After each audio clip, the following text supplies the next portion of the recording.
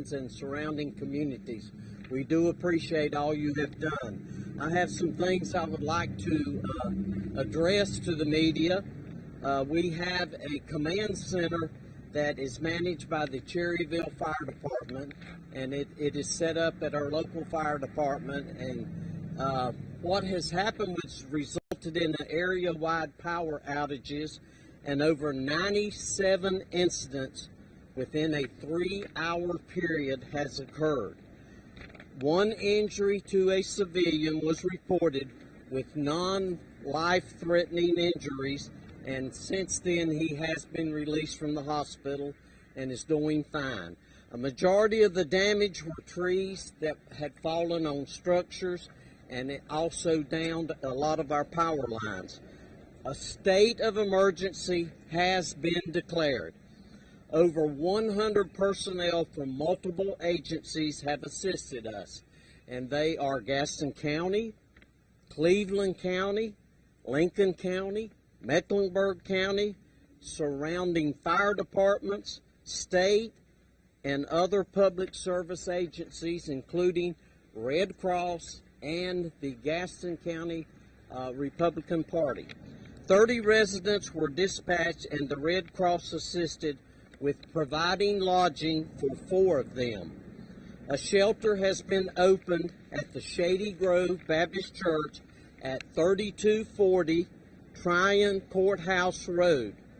Our National Weather Service will be on the scene shortly to assist and to declare whether this was actually a microburst or some form of a tornado.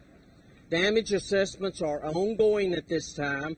We have approximately 55 structures that have been damaged, but that number will continue to change as the assessments progress. Antioch Church has provided 200 chicken plates that will be available at the Cherryville Fire Department. It is the Cherryville Police Department for any citizen that needs a hot meal. And we still have plenty of personnel on the active scene, and we are asking that our citizens stay out of the area to allow our personnel to work. They cannot do their job if they're completely surrounded by citizens and ongoers.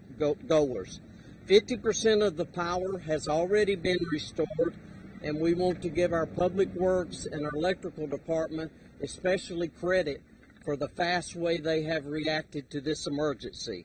Additional repairs will continue until all our power has been restored.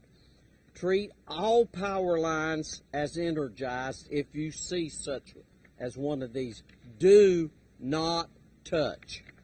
Treat all intersections without working traffic lights the same as having 4-way stops. So be extremely careful at our intersections because some of our stoplights are still out. Refrain from using 911. They can be overwhelmed as well, unless it is a true emergency. Report any non-emergency requests to 704-435-1730. Now, at this time, I have my city manager here, Brian Dalton, as I said.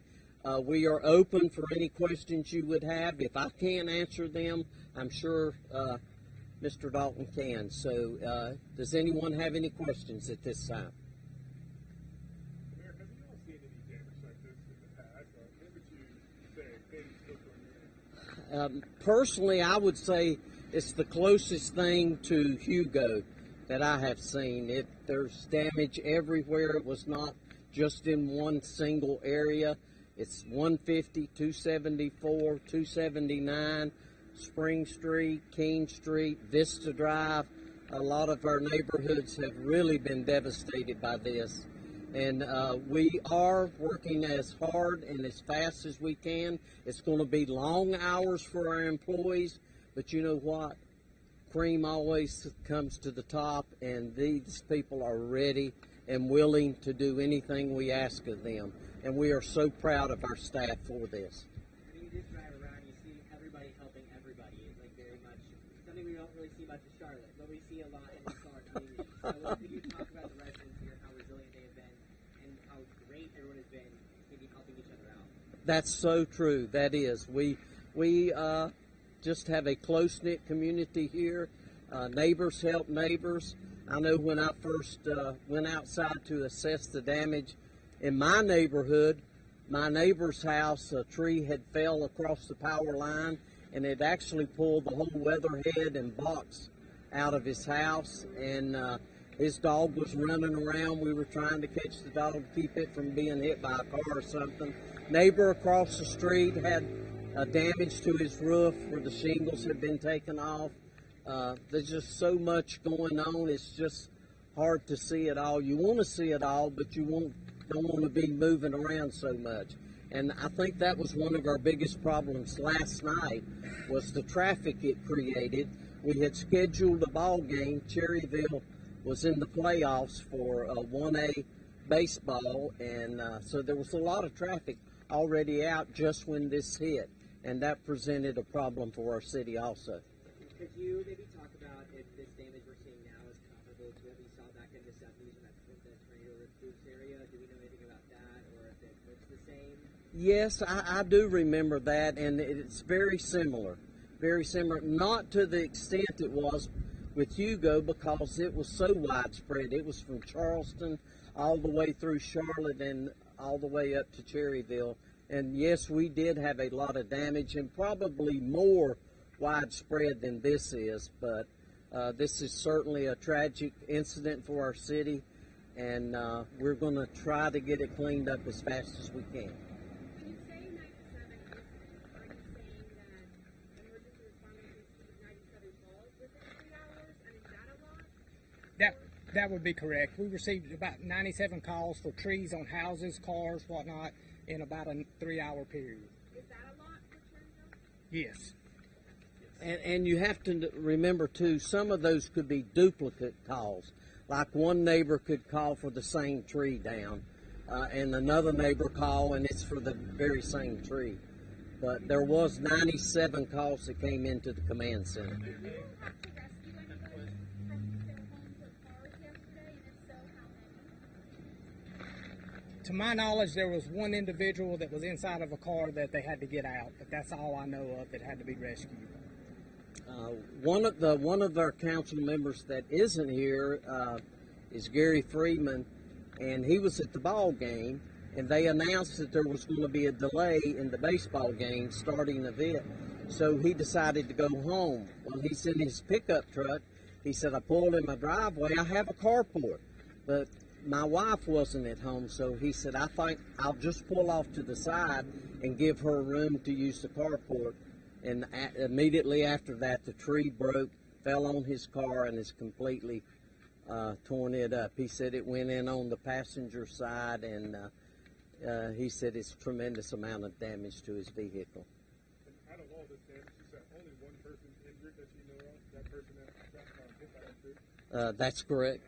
And he has been released. And he has been released from the hospital. Mike, do you have something? I just want to know if you have any kind of extrapolation of time frame for these things done. Okay, of course our priority is getting our schools back in service. And I've been told that it's a possibility that we can get 2 of the 4 back up, but Brian may want to give me an update on that.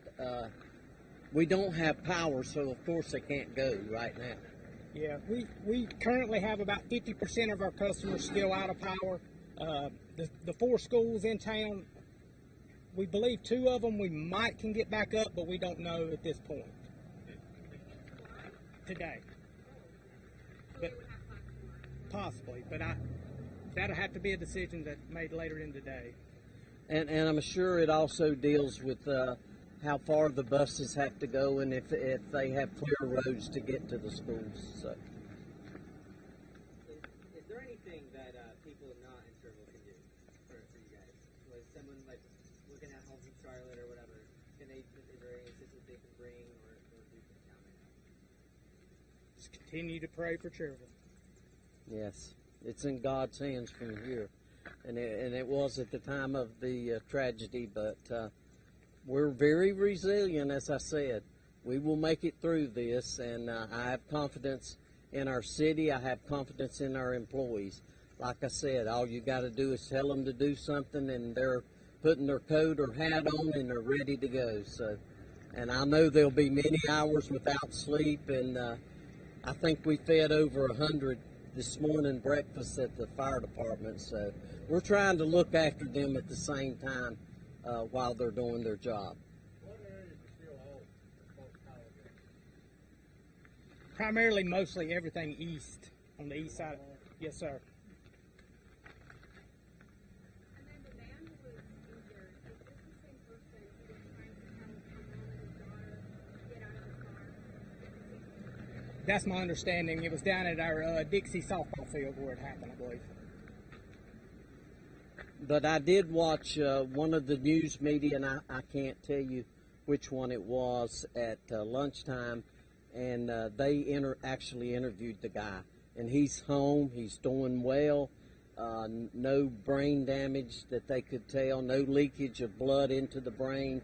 He's got staples in the back of his head, he's got lacerations multiple places on his face, his nose is broken, but other than that, he's in good spirits. So that's just one example of how our people come to deal with things this tragic.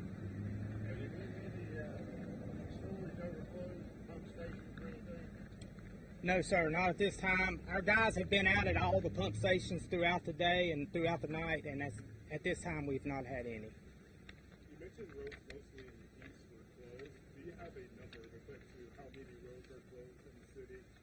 Well, I don't know about roads, but most of our power outage is on the eastern side of town.